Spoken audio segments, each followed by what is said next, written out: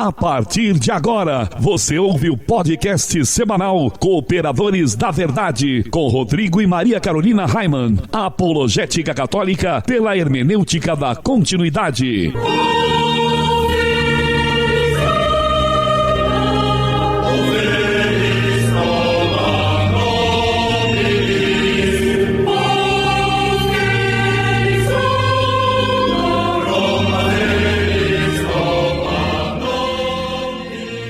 Olá, amigo ouvinte, paz e bem. Aqui quem vos fala é a Maria Carolina Raimann e nós estamos começando mais um podcast semanal Cooperadores da Verdade, apologética católica pela hermenêutica da continuidade. Aqui se fala a verdade, custe o que custar e doa a quem doer. Lembrando que este programa ele é transmitido todas as quintas-feiras, às 20 horas, pela web rádio Navegantina, radionavegantina.com.br. Todas as sextas-feiras, também às 20 horas, pela web rádio Cristo Jovem, cristojovem.caster.fm, e todos os sábados às 18 horas pela web rádio Franciscanos, radiofranciscanos.com.br.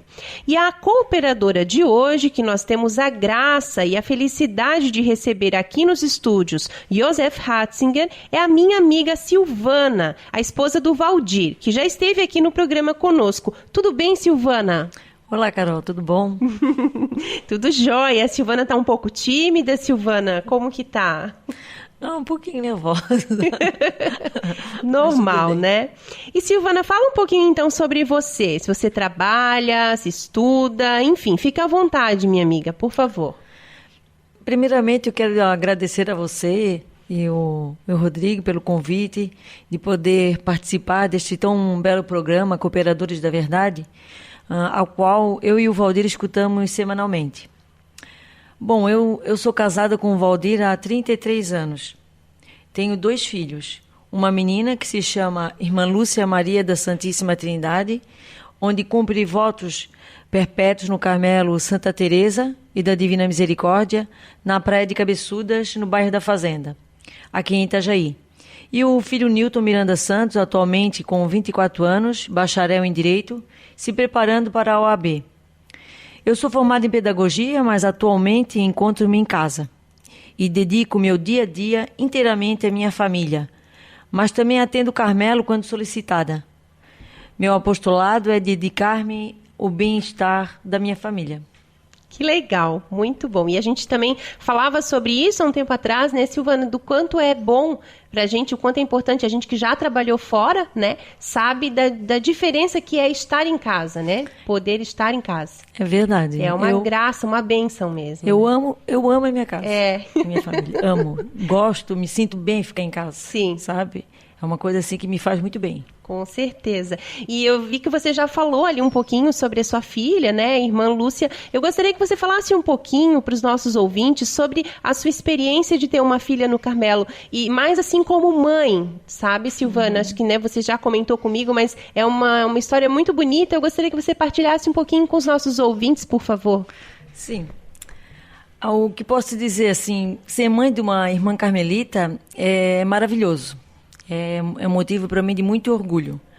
Mas eu posso garantir para ti que no início não foi tão difícil, não foi fácil, aliás, foi muito difícil. A gente pede oração, né? Muita oração para vocações, mas o que acontece? Quando a vocação bate dentro da casa da gente, aí a gente fica assustada, né? Porque eu acredito assim que a maioria das pessoas imaginam que o filho, tu vai ter o teu filho, vai fazer uma faculdade, vai ter uma independência financeira, vai ter uma família, né? Isso que a gente sonhava, né? Constituir uma família, ter netos, e isso aí não é como a gente quer, é como Deus quer, né? Então, tanto eu e o Valdir, a gente foi criado assim numa família católica, apostólica romana, e eu e o Valdir tentamos passar isso aí para os nossos filhos, né? O que nós aprendemos, né? E ela sempre foi uma ótima filha, estudiosa, faceira, brincalhona, e fazia pouco tempo que ela tinha que ela se formou no colégio agrícola, em técnica em agropecuária e no ensino médio. E logo depois já ingressou na faculdade de Engenharia Química. E naquele mesmo ano, ela resolveu entrar no convento, né? Falou conosco que queria entrar no convento. No início a gente ficou assustado, né? Mas não falamos nada, ficamos quietinhos. Até porque, como tu falou, como católicos, né, a vocação religiosa sempre foi realmente, né, o que a gente sempre reza, né, em toda a missa e tudo, né? Claro, e teve gente que perguntou, mas como é que tu deixasse? Como que eu vou dizer para ela, não vou deixar você entrar, ou eu e meu marido? Não dá, uma mulher de já 19 anos não dava, né? E a gente aceitou, claro, como católicos, né? Mas o coração da gente ficava ali apertadinho, né? Quando a gente viu mesmo que ela queria entrar, sim, foi bem difícil. Aí foi aquela surpresa para todos nós, né? Disse que ia entrar e ela era uma guria assim muito comunicativa e ela tinha uma liderança natural, né? Ela sempre foi uma líder entre os amigos, sempre. E foi aquela choradeira. Depois, quando foi contado para os amigos, foi uma choradeira, como é que vai acontecer isso? Porque ela não tinha, assim, um perfil para entrar no convento de Carmelita. O perfil dela não era, porque ela sempre foi muito falante. Então, como uma pessoa assim vai entrar numa clausura? Ficar quieta, em silêncio, em oração, né? Um dia ela falou para mim, mãe, eu me venço todos os dias. Meu dia... Eu vivo um dia de cada vez, porque eu me venço, porque ela sabe como é que ela é. Sim. Então, é uma coisa difícil. Que bonito isso, né? Ela acha, né, não é fácil, né? Então, como eu falei para ti, né, para mim o Valdir foi, assim, uma coisa muito difícil, porque foi uma separação radical. Foi uma separação radical. Ela deixou tudo, o quarto dela ficou intacto. E eu e o Valdir e meu filho e ela fazíamos tudo juntos. Saíamos, passeávamos, tudo junto. Então aquilo ali foi uma coisa assim, uma sensação de morte. Como se ela tivesse morrido. Como se ela tivesse morrido. Às vezes, como é que tu pode falar isso? Ela está lá no convento. Né? Como que tu vai falar que foi uma sensação de morte? Mas é uma coisa que não dá pra gente explicar, entende? Sim. E uma vez tu me falou assim, apesar do quarto dela ter ficado intacto, acho que não tanto por vontade dela, porque uma vez tu me falou que tu tinha certeza que ela iria ficar, né, Silvana? A partir do momento que ela decidiu... Eu conhecia, a gente conhece o filho que tem, né? Quando ela falou, vou entrar, mãe. Eu disse pro meu marido, olha, ela vai entrar. Ele disse, será que ela vai entrar mesmo? Vai. Todo mundo falava, não, ela não vai aguentar. Vai, eu conheço. Quando ela falava uma coisa, parece que ela tinha certeza daquilo que ela estava fazendo. Eu deixei, assim, um período quarto, porque é uma coisa que tu não consegue ir lá, imagina, dar tudo. Eu fui me desfazendo das coisas devagarzinho. E no início foi difícil, Carol. Eu passava assim pelo quarto, e eu olhava aquilo ali tudo assim, igualzinho ela tinha deixado. Sei. E eu olhava para o Valdir e para o Newton, meu filho, eu disse, eu vou ter que ser forte. Porque se a gente desmorona, parece que eles também desmoronam. E eu vou ter que ser forte. Então, quando ele saía de casa, quando eles saíam, eu chorava. Eu chorava, aquilo parece que aí me aliviava o coração. Aí eu chorava e não deixava eles estar vendo o que estava acontecendo. Quando passava assim de novo no quarto, aí eu entrava, ia no guarda-roupa dela, pegava as roupas, cheirava, né? E aquele cheiro dela me confortava. Sim. O cheiro dela me confortava, né? E aí um dia, era assim, eles não estavam em casa, eu tenho um quadro da Divina Misericórdia, e era por coincidência assim perto das 3 da tarde.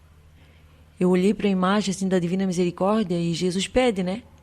Que tu pedir para mim às 3 da tarde, eu te concedo, né? Eu olhei para a imagem dele, assim, caí de joelho. E pedi, eu gritava assim em silêncio no meu coração, e pedi para ele me confortar. Que aquilo ali, meu Deus, era uma coisa tão boa, eu sabia que era bom, como é que eu não estava aguentando? E, menina, aquilo ali foi assim... Para mim, Jesus me confortou, sabe? Aquilo, meu coração ficou mais calmo e eu comecei a ler livros sobre a congregação de carmelitas, a ver filmes de Santa Teresinha, de Santa Teresa d'Ávila, e outros santos carmelitas, e escutava muito o CD da irmã Kelly Patrícia, porque, né, são letras tudo assim de escrito por santos, né? Carmelitas também muitos. Sim. E aquilo ali ia me ajudando, foi me ajudando, aquilo foi me ajudando, e depois nós se acostumamos. E hoje eu posso dizer para ti que nós somos muito, mas nós somos muito mesmo felizes. E hoje eu entendo, hoje eu olho para ela, tu entra no Carmelo, vai visitar, que eu posso falar com ela uma vez no mês. E eu olho aquele rostinho dela sempre radiante, que ela entrou rindo, sorrindo. Sim, sim. E É emocionante a gente vê mesmo nela uma alegria, uma felicidade que não tem explicação, né? Ela é muito assim, o semblante dela é muito sereno, muito alegre, muito feliz, né? O meu filho é apaixonado por ela, né? O meu filho já disse que ele queria dar um jeito de entrar lá no convento para ficar com ela. O Miguel, de 8 anos, ele gosta muito, ele acha ela muito bonita. E ela gosta muito dele também, gosta. Então é aquela felicidade, né, Carol? Isso já faz quanto tempo, né, Silvana? Agora, é que ela entrou dia 21 de agosto, fez 11 anos. 11 anos. Né? Porque ela ficou um ano como postulante, depois ficou mais 3 anos de votos simples, né? Que ela fez os votos simples, renovava todo ano, ela renovava para fazer o perpétuo. Então já é um longo tempo, né? Sim, um bom tempo. E muitas vezes a gente assim conversava, né? Depois com ela assim, hoje, de vez em quando ela fala, mãe, hoje eu sou feliz, porque quando era moça, claro, saía. Naquele ano que ela entrou no convento em agosto, e em fevereiro ela pulou carnaval, pulou 4 noites de carnaval. Entende? Ela era uma adolescente, meu Deus, normal, como todos. Sim. Mas sempre teve muita responsabilidade, né? Sabia do que, como nós, né, a criação que nós demos a ela, né? Sim. Mas vocação é assim. Eu ia dizer que maravilha, assim, né, dela poder entender a vocação dela, né, porque quantas jovens que a gente vê que entram no Carmelo e que acabam discernindo a vocação, isso não é isso, mas aí perdeu, digamos assim, né, um tempo lá no Carmelo, e para retomar depois a vida aqui fora já é mais difícil, né, de tudo, ou aí tenta pro matrimônio, mas aí também não quer casar, não vai casar, então a gente vê assim, como é bom também para ela, né? Eu acho que essa felicidade que ela demonstra, que ela transparece, vem disso também, né? Dessa vocação acertada, né? Que ela teve. Ela diz que quando ela tinha uns 15 anos, ela sentiu no coração dela um chamado, mas ela ficou quieta e achou que não era nada. Então, quando chegou, assim, ela entrou com 19 anos, no início do ano de 2005, ela disse que aquilo ficou na quaresma, né? Na quaresma ela nunca foi de sair para passear e baile, nada. Ela sempre ficamos em oração, respeitando a quaresma. E ela disse que aquilo ali começou a brotar de novo, aquilo no coração dela, né? E o interessante é que ela ia no Carmelo com meu esposo, quando pequena, pegar o escapulário. A Madre Terezinha, hoje atual vice-priora, porque hoje é a atual a madre é a irmã Cristo Maria, ela fala que lembra. Né? O meu sogro era muito do Carmelo. Ele ia sempre, todos os sábados, no Carmelo. Que legal. Né? Então, quando ele soube, foi uma surpresa também, né? Então, ela entrou assim, bem consciente, né? Do que ela queria. Sim. Do que ela mesma queria. No início, assim, quando ela comentou conosco, comigo e com meu marido, pai, mãe, eu vou lá conhecer o Carmelo, falar com as irmãs. Numa segunda-feira ela falou, nunca me esqueço. E ela sempre foi uma menina assim, que teve tudo, né? Aí o meu marido, tá bom, então vai lá conversar com as irmãs, vai ver o que elas, né? Conversar com elas, expõe a tua curiosidade, o que tu queres. Ela foi, e eu e meu marido saímos. Quando ela voltou diferente. Ela já não acendeu mais a televisão. Nada. De 2 meses e meio desse dia, ela entrou no Carmelo. ela já mudou tudo. Ela já começou a fazer as liturgias das horas dentro do quarto, escutava, né? Não ligava mais a televisão, só em oração. E a missa começou a ir no Carmelo todos os dias, e a missa todos os dias. Que legal. Né? Ficava às vezes uns 5 dias no Carmelo em retiro. E então, aí eu disse para o meu marido, ela vai entrar? Ele, quando notou mesmo, guria, ele chorou uma semana. Eu dizia como assim, tu disse, tu não podia chorar, eu né? dizia assim para ele, tu não chora na frente dela. Aí ela disse assim um dia para mim, que ela viu ele chorando. Ela viu. Aí ela olhou para mim, assim, quietinha, ela assim, mãe, não vai ter lágrimas que vai fazer eu mudar, né? Mas não que ele queria mudar, era uma coisa assim que ele era muito ligado nela, né? Era uma lágrima, assim, de alegria.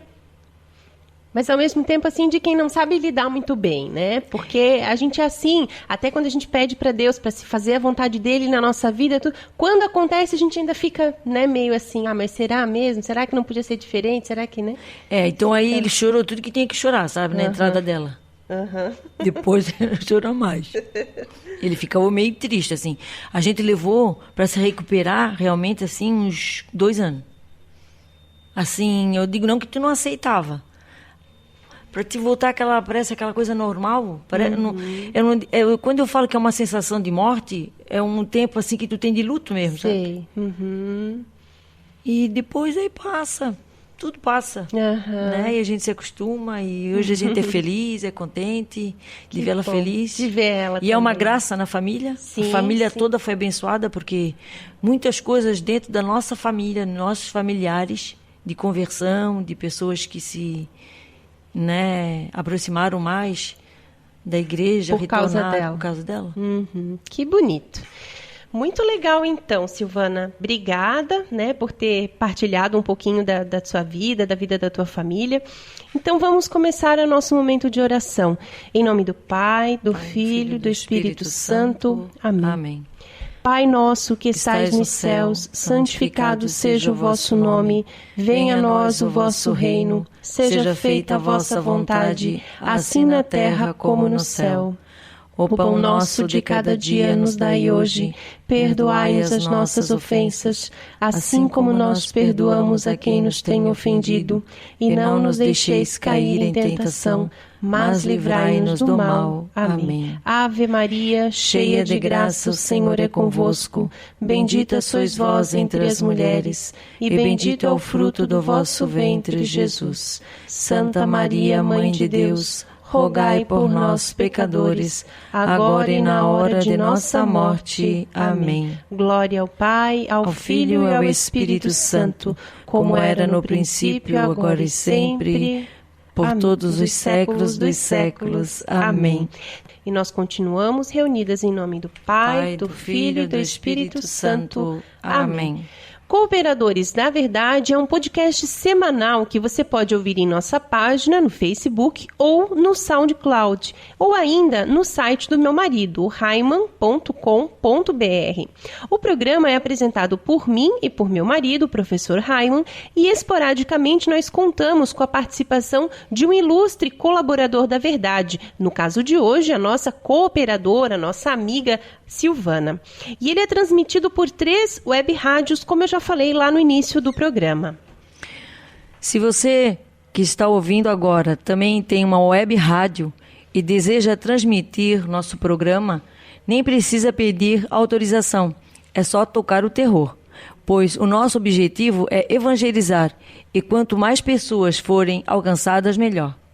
Seria interessante apenas mandar uma mensagem para nós lá na página do Facebook, facebook.com/Os Cooperadores da Verdade, ou no e-mail raiman@hotmail.com, para que possamos divulgar o dia e a hora da transmissão. Muito bem. E no quadro A Vida dos Santos, nós resolvemos começar falando dos santos doutores.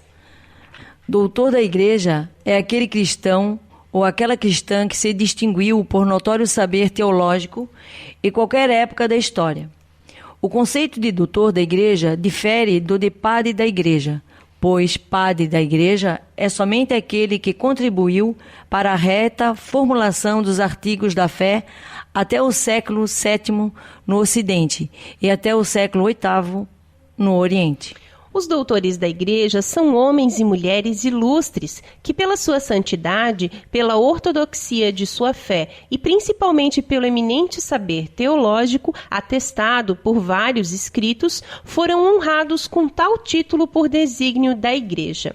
E no último programa nós falamos de São João Damasceno, doutor da Igreja de Cristo. A vida dos santos.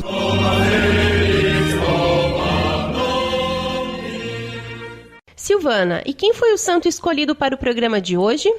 São Pedro Damião, doutor da Igreja. Muito bem, então conta para o povo então, Silvana, um pouquinho sobre a vida de São Pedro Damião. Nasceu em Ravenna, Itália, no ano de 1907. Marcado desde cedo pelo sofrimento porque perdeu os seus pais, foi morar e viver com seu irmão. No amor e no acolhimento, São Pedro Damião pôde discernir a sua vocação. Oração e penitência, algo que sempre acompanhou a vida de Pedro Damião, é algo que também precisa nos acompanhar constantemente. São Pedro Damião discerniu sua vocação à vida religiosa e encontrou para a ordem dos camadulenses, no mosteiro de Fonte Ravellana, na Umbria, onde religiosos austeros levavam vida de eremitas. Diante das regras e do que ele via e percebia, era preciso uma renovação a começar por ele. Ao se abrir à ação do Espírito Santo, ao ser obediente às regras, outros também foram se ajuntando a Pedro Damião, fundaram outros mosteiros e deram essa contribuição. A renovação de qualquer instituição passa pela renovação pessoal, que também é válido para os tempos de hoje. As reclamações, as acusações, as rebeliões nada renovam. Mas a decisão pessoal, a abertura a Deus, isto sim, podem provocar, como provocou na vida e na história de São Pedro Damião, uma renovação. Deus pediu mais, e ele foi servir de maneira mais próxima à hierarquia da Igreja, sendo conselheiro de um Papa. Foi bispo de Ostia, lugar perto de Roma, e também foi escolhido como cardeal, algo que marcou a sua história. São Pedro Damião, sua própria vida nos aconselha à oração, à penitência e ao amor que se compromete com a renovação dos outros, pois a partir da renovação pessoal, nós também ajudamos na renovação do outro e das instituições. A Igreja precisa ser renovada constantemente. Para isso, somos chamados à nossa renovação pessoal, à conversão diária. Peçamos a intercessão do santo de hoje, que foi bispo, cardeal e doutor da Igreja. São Pedro Damião, rogai por nós. Jesus é a palavra de Deus. Ele é o Verbo encarnado. A Bíblia contém a palavra escrita de Deus, mas a palavra de fato é Jesus, o Verbo de Deus, que veio armar a sua tenda entre nós. E neste quadro nós iremos sempre meditar sobre uma passagem bíblica, que pode ser tanto do Antigo como do Novo Testamento. A palavra escrita de Deus.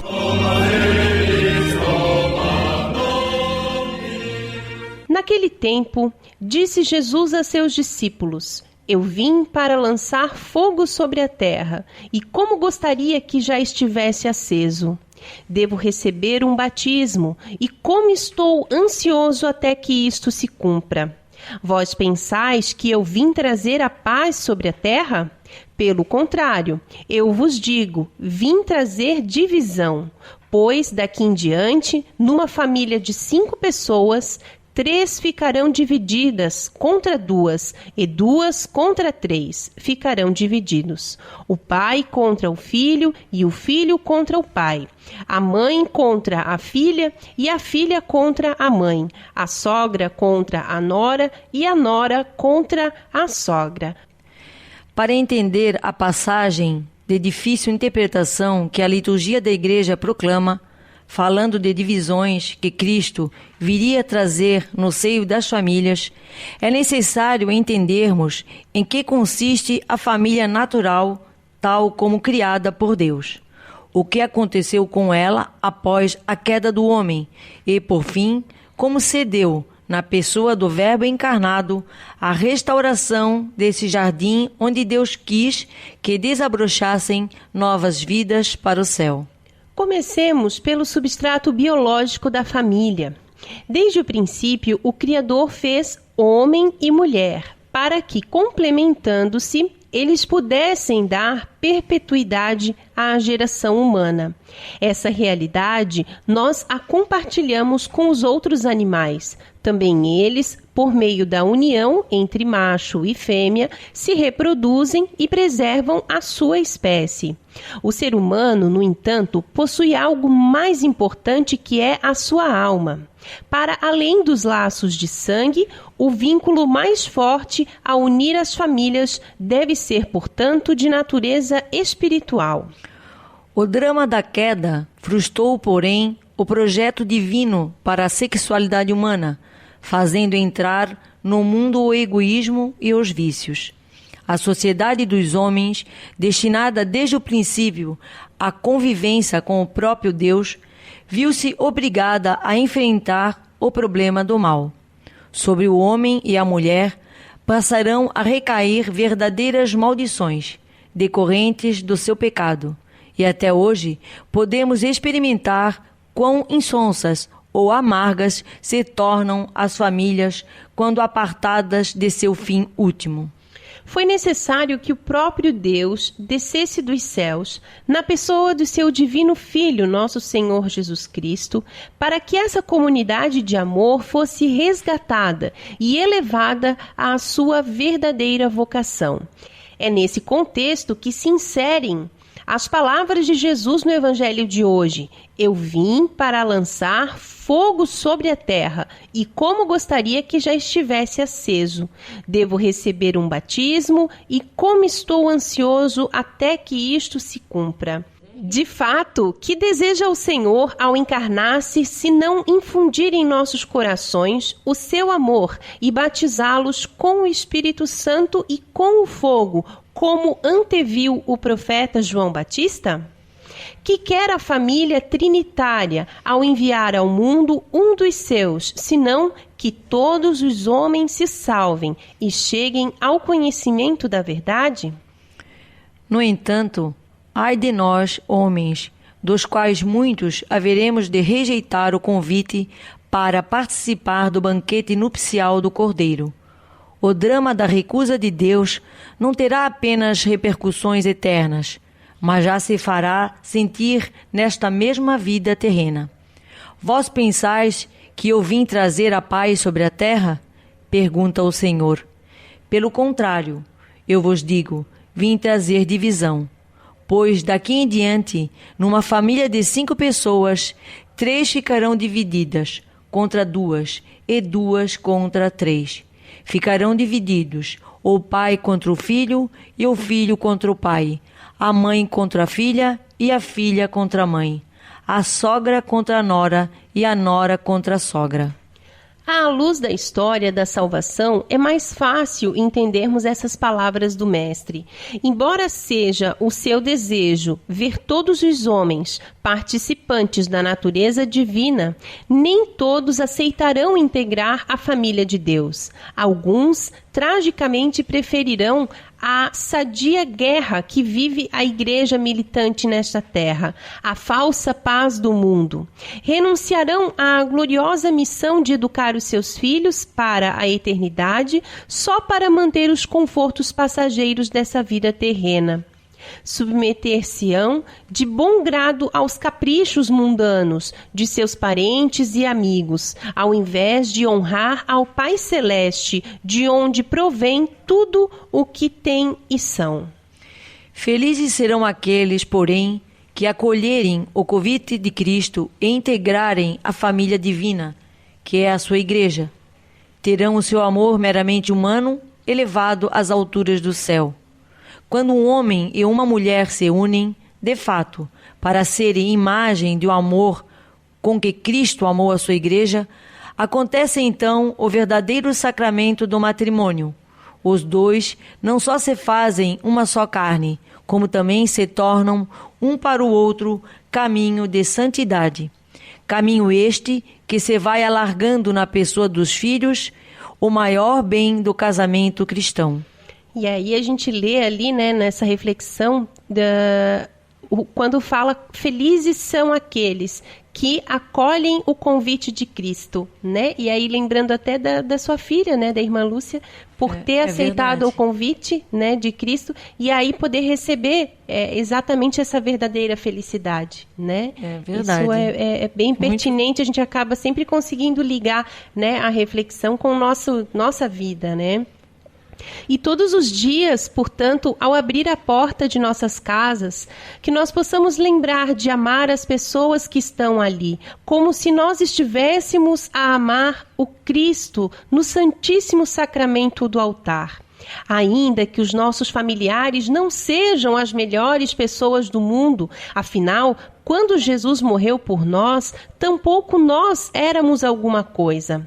Só acreditando e agindo realmente dessa forma, será possível vivermos a restauração que Deus veio trazer às famílias e experimentar o fogo ardente de caridade que Ele veio lançar à terra. Que bonito isso, né?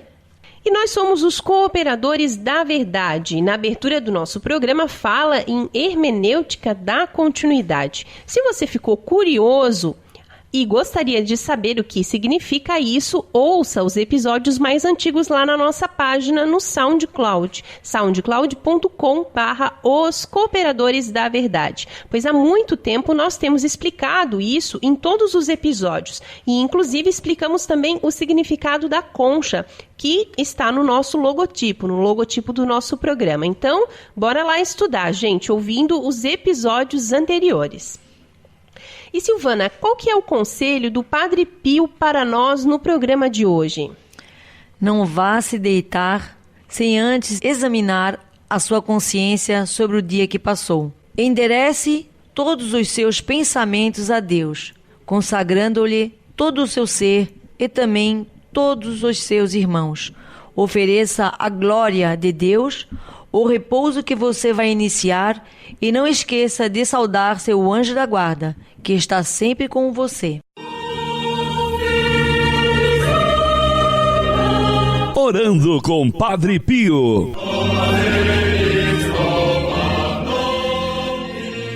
Na vida é preciso disciplina.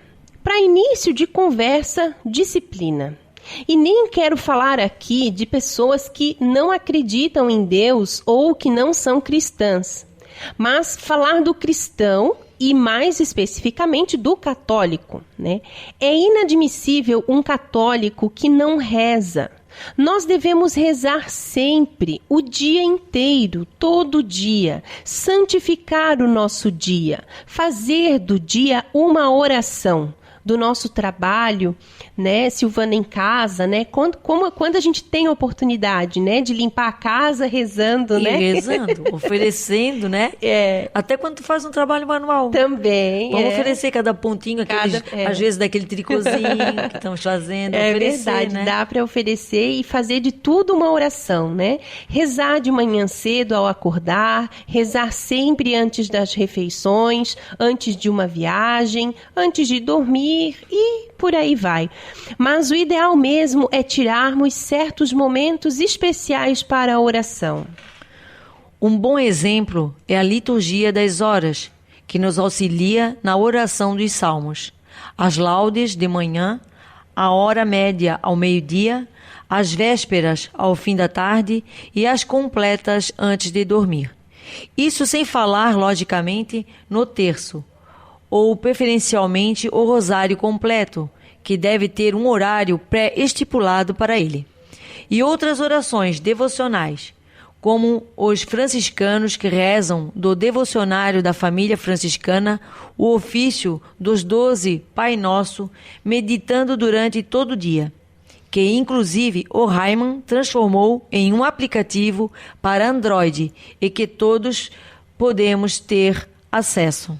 Esse ofício dos 12 Pai Nossos é muito, muito bacana. Ele reza como se fosse a via sacra, assim, né? Vários momentos da paixão de Cristo.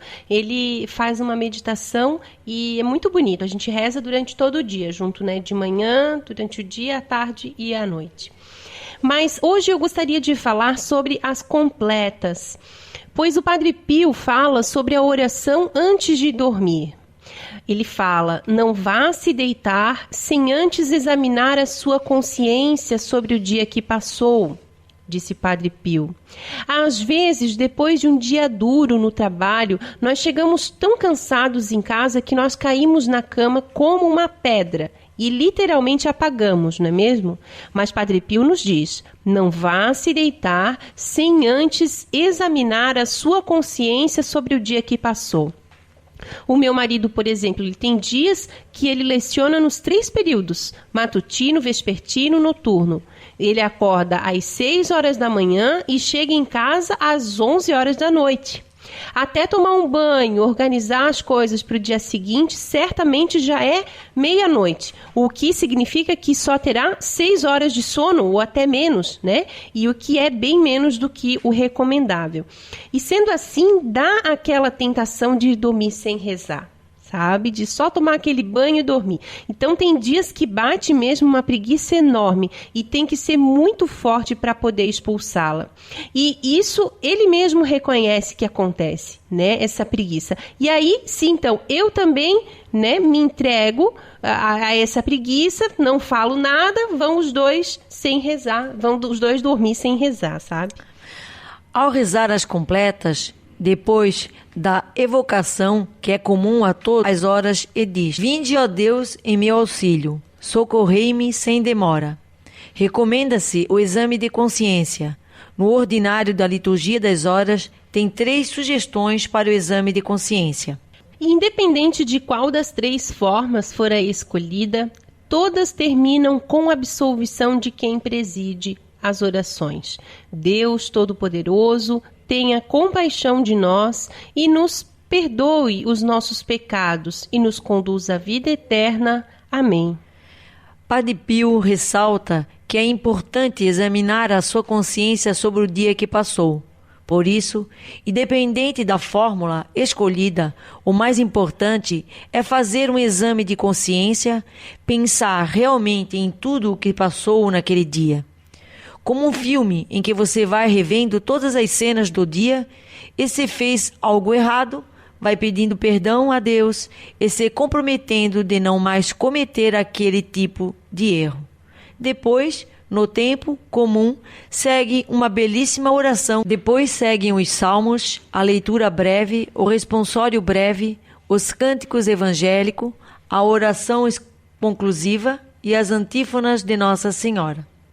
Só o que não muda é o cântico evangélico, pois os salmos e leituras variam a cada dia. A liturgia das horas é de uma riqueza imensurável.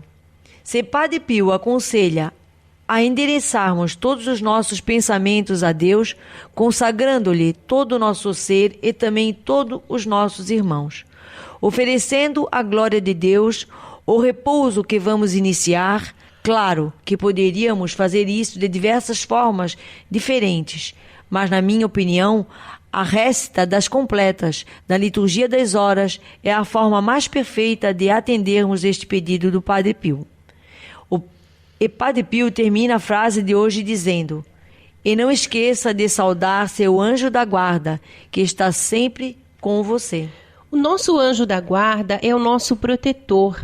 Deus o colocou ao nosso lado para nos orientar, nos guiar em diversas situações. E Lógico que eu não estou falando aqui daqueles anjos cabalísticos, né? Que até nome tem, né? Já viu? Que tudo... E Lael e, né? Não sei o quê. Nós encontramos nessas revistinhas místicas aí de horóscopo e numerologia. Eu estou falando do nosso anjo, que é um zeloso protetor a quem Deus nos confiou. Cada pessoa tem o seu anjo da guarda, né? É um anjo que Deus confia para a nossa proteção. E muitas vezes nós nos esquecemos do nosso anjo da guarda, né? Rezamos para Jesus, para o Pai, para o Espírito Santo, para Maria, para vários santos de nossa devoção, mas esquecemos do nosso anjo. E lembra quando nós éramos crianças, né? E nos ajoelhávamos aos pés da cama, ao lado da mamãe ou do papai, e sempre repetíamos as palavras: Santo anjo do Senhor, meu zeloso e guardador, que a ti me confiou a piedade divina, sempre me rege, me guarde, me governe e me ilumine.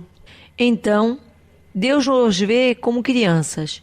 E o próprio Jesus disse que para entrar no reino dos céus, deveríamos ser como crianças. Portanto, antes de dormir, depois de fazermos o nosso exame de consciência, façamos como diz Padre Pio: saudemos o nosso anjo da guarda, pois ele andou o dia inteiro ao nosso lado, nos aconselhando em diversos momentos e nos livrando de muitas enrascadas. Que assim seja. Amém. Este programa tem o apoio da revenda Italínia de Itajaí. A Italínia é a maior rede de imóveis planejados do Brasil. Procure nossa loja e faça seu projeto com orçamento sem custo e sem compromisso. É isso mesmo, faça o projeto de seus móveis sem custo. A Italínia está localizada na Rua Brusque, número 987, em Itajaí. Agende um horário, venha tomar um delicioso cappuccino conosco e confira a diferença do excelente atendimento que só a Italínia tem para você. Só a Italínia oferece suporte total e garantia de 5 anos. Realize seu sonho de ter móveis planejados que se adaptem perfeitamente à sua casa ou apartamento. Então você já sabe, móveis planejados é com a maior rede do Brasil. Italínia de Itajaí, Rua Brusque 987, telefone 3348-9047, 3348-9047. Se você também gostaria de anunciar a sua empresa no programa Cooperadores da Verdade, entre em contato conosco através da nossa página no Facebook e ajude-nos a evangelizar. E você também pode fazer a sua doação de qualquer valor para nos ajudar a melhorar o nosso equipamento e também manter esse programa no ar.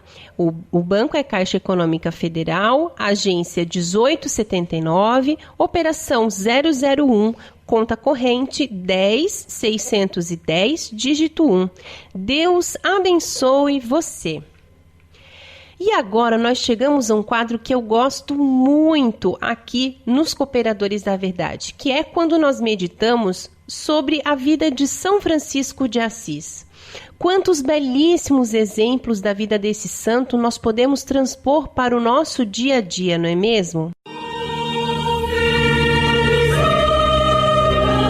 Fontes Franciscanas.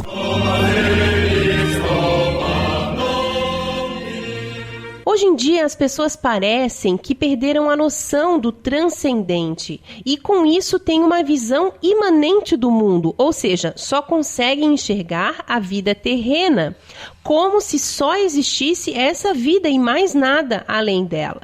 E aí vivem desesperadamente com o louco objetivo de ser feliz nessa vida a qualquer custo, que o importante é ser feliz, né? Que a gente escuta muito hoje em dia por aí. Nós precisamos entender que essa vida é passageira e que depois virá a vida eterna. As pessoas preocupam-se muito com dinheiro, com o ter, comprar. Nós vivemos uma época de consumismo desenfreado e parece que só é feliz aquele que tem dinheiro para poder comprar tudo o que o mercado oferece. Dizem que o dinheiro não traz felicidade, mas ajuda bastante. Porém, eu digo que o dinheiro mais atrapalha do que ajuda. O dinheiro ele pode se tornar um senhor, do qual acabamos escravos, fechando assim o nosso coração para Deus. São Francisco de Assis fundou uma ordem inspirada nas ordens mendicantes. Portanto, ele e os seus frades pediam esmolas, mas nunca em dinheiro. E hoje queremos refletir sobre um pouquinho mais sobre São Francisco e a mendicância. Nosso angélico pai, Francisco de Assis, via no ato de mendigar, de humilhar-se por um pedaço de pão, algo que era agradável aos olhos de Deus. Muitos não entendiam na época e outros não entendem até hoje. Mas, mesmo incompreendido, Francisco não abandonava aquela que era considerada a sua esposa, a senhora Dama Pobreza. Jesus Cristo é Deus que se fez homem. Ele é eterno e existe desde todos os séculos. É a segunda pessoa da Santíssima Trindade. E, sendo Deus, resolveu fazer-se homem e viver como um de nós. Dá para imaginar tamanha humildade? Um Deus que nasce pobre em uma manjedoura e que viveu pobremente com sua Santa Mãe no meio dos pobres e pequeninos. Por isso, Francisco diz: para mim é dignidade e nobreza insigne seguir aquele Senhor que, sendo rico, se fez pobre e por amor de nós. Jesus se fez pobre por amor de nós e Francisco se fez pobre por amor a Jesus. E vale lembrar que São Francisco era rico, né? Ele era filho de um bem-sucedido comerciante de tecidos. Ele sempre foi muito mimado e fez tudo o que queria. Tinha tudo e em sua casa nunca faltou nada, mas mesmo assim renunciou a tudo isso e foi viver no meio dos pobres e leprosos. Ele amava a pobreza, amava mendigar, se humilhar, dizia que os frades não podiam ter vergonha de pedir esmolas. E quando ele era convidado para um banquete, antes ele pedia esmolas em alimento e as levava para comer. Nosso seráfico pai costumava dizer que era preferível a esmola pedida àquela recebida voluntariamente, ou seja, tinha mesmo que pedir, que se humilhar, tinha que se rebaixar para que o nome do Senhor fosse exaltado. São Francisco também dizia que a função da ordem dos frades menores era justamente ajudar as pessoas a se salvarem através da esmola, pois assim se cumpria o que disse Jesus: o que fizestes a um destes meus irmãos menores, foi a mim que fizestes. E que bonito, né, Silvana? Porque hoje em dia a gente tem tanta dificuldade, eu digo por mim, assim, quando a gente precisa pedir alguma coisa para alguém, né? Às vezes é orgulho, às vezes, né, até mesmo dentro de casa, quando eu tenho que, sei lá, dar o braço a torcer pro meu marido ou pedir ajuda, né? É bem difícil, né? É para te ver como a gente é tudo pecado, né? Nós somos o pecado. Nós somos donos do pecado, né? E São Francisco ia pra rua para pedir, para implorar, para mendigar comida, né? E a gente às vezes ainda fica assim com orgulho, né? Com coisas que a gente realmente tem dificuldade de pedir as coisas, né? E que não vale a pena, né? É verdade. E muito bem, que assim seja.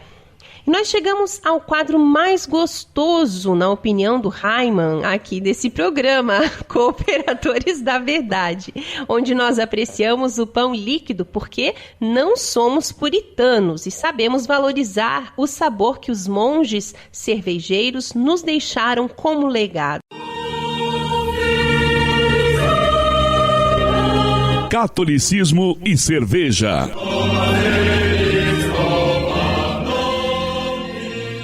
Oremos. Abençoai, Senhor, esta criatura, a cerveja, que da riqueza do grão vos dignastes produzir, para que seja remédio salutar ao gênero humano. Concedei ainda, pela invocação do vosso santo nome, que quem quer que dela beba, receba de vós a saúde do corpo e a tutela da alma. A cerveja de hoje é uma Saint Beer Weiss. A Saint Beer Weiss é uma cerveja leve, de origem alemã, refrescante, que apresenta espuma persistente e aroma de especiarias. É da família Ale, o tipo é Weizenbier a cor é de 10 EBC, o amargor de 14 IBU, tem como ingredientes a água, o malte, o lúpulo e levedura. O teor alcoólico de 5% e a temperatura de serviço é de 4 a 8 graus centígrados. O aroma é malte, pão, cravo e banana. Vamos ver se a gente consegue sentir todo esse aroma aí. O paladar é refrescante, com notas de especiarias e banana. É vendido em garrafas de 500 ml. Harmoniza perfeitamente com um bolinho de bacalhau, frutos do mar, pato assado, polvo, risoto de frutos do mar, peixes, sushi. Muito bem. Vamos então brindar a nossa amizade, Silvana. Ein Prosit. Então, primeiro o Rodrigo disse que a gente tem que cheirar a cerveja, né?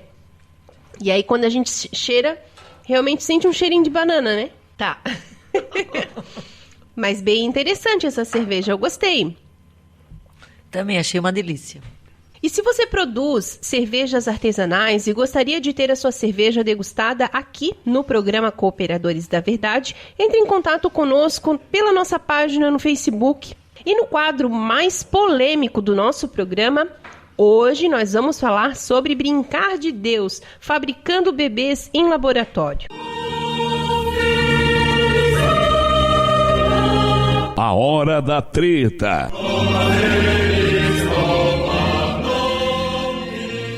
Fazer bebês de proveta é um pecado contra o Criador, diz o Papa Francisco. E Deus fez o homem e a mulher e deu a eles o dom da atração mútua. E eles se desejaram e se uniram. E só assim era possível perpetuar a espécie. Até o dia em que o Eu Te Amo e o Olhar 43 puderam ser substituídos por uma série de atividades frias e solitárias em uma clínica de reprodução assistida. O homem vai a uma sala privativa cheia de material pornográfico e se tranca lá dentro. Depois sai de lá com um vidrinho, que é entregue a um profissional uniformizado. No caso de homens que fizeram vasectomia, a coleta é feita por punção. Que coisa triste, que constrangimento. Essa é mesmo uma forma digna de se tentar formar uma família? No caso da fertilização in vitro convencional, não há aquela incrível corrida dos espermatozoides até o óvulo. Um técnico seleciona um espermatozoide e fecunda o óvulo com uma agulha. E assim a vida é gerada em uma placa, com a ajuda de um microscópio, fora do calor do ventre materno. Se o procedimento der certo, 9 meses depois nascerá a criança. Como um católico deve ver isso? Esse nascimento é algo bom e deve ser motivo de alegria. Porém, a técnica utilizada para gerar aquela vida continua sendo imoral e má. Sob a doutrina da Igreja, já falamos aqui. E em grande parte por culpa da nossa omissão também, né? Já que esse assunto ele é raramente abordado nas homilias ou nas catequeses. Né? Está ganhando força a cultura da morte e do provisório. As clínicas de reprodução assistida promovem amplamente a destruição de embriões fertilizados que não foram utilizados. Quando a implantação dos embriões ocorre com sucesso no útero, um ou mais bebês vingam. É comum que ocorra o descarte dos embriões não utilizados. Isso ocorre imediatamente após a implantação bem-sucedida ou em algum outro momento no futuro, quando ninguém mais se interessa por armazená-lo nos freezer da clínica.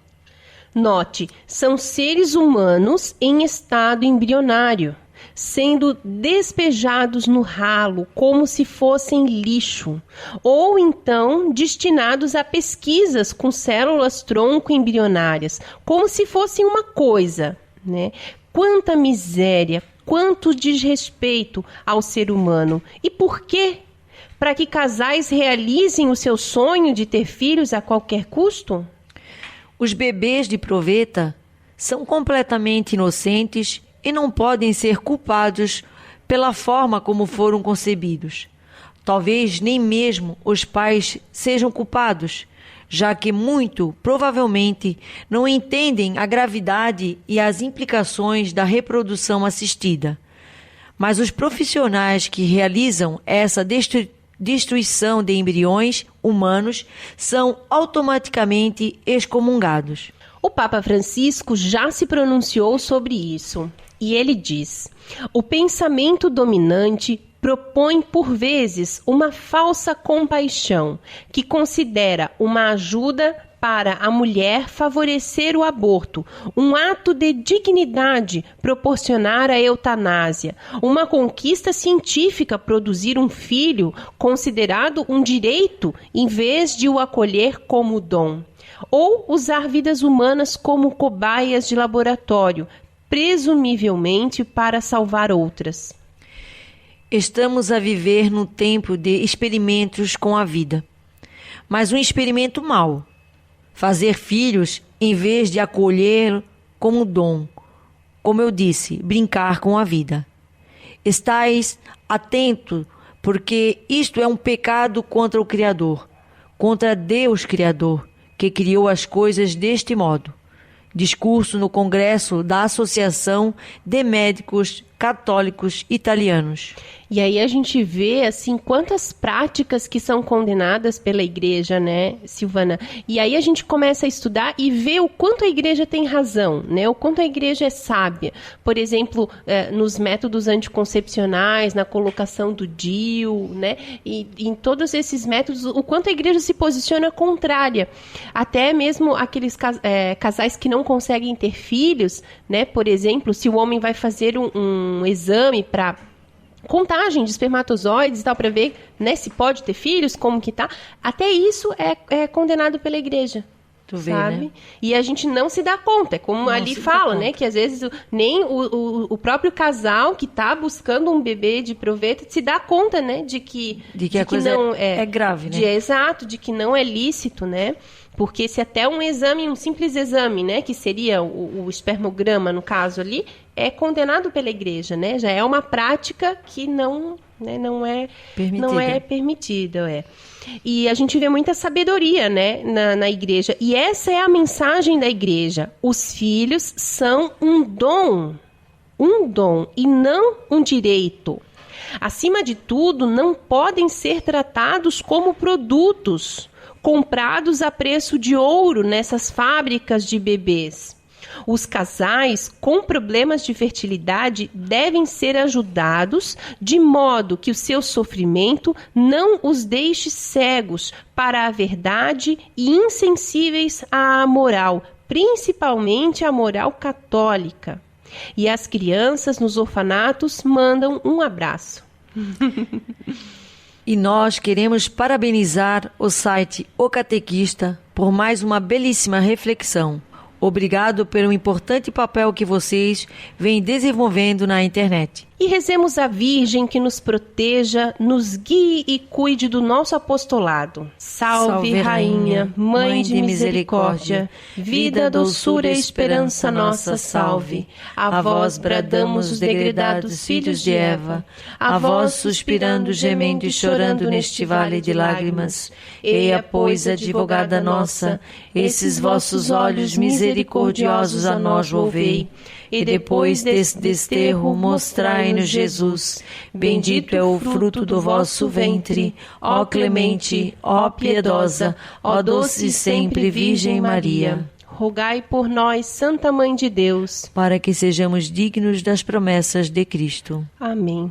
E nós chegamos ao fim de mais um programa Cooperadores da Verdade. Venha você também ser um cooperador. Colabore com esse nosso apostolado, fazendo uma doação para que possamos conseguir adquirir os equipamentos melhores para manter o programa no ar. Nós contamos com a sua generosidade e também com a sua oração. Muito obrigada a você que nos ouviu, nos acompanhou neste podcast. Ajude a divulgar compartilhando nas redes sociais. Vocês, muito obrigada. Tá? Eu é que agradeço, tá? Muito obrigada a ti e ao Rodrigo. Que bom. Paz e bem.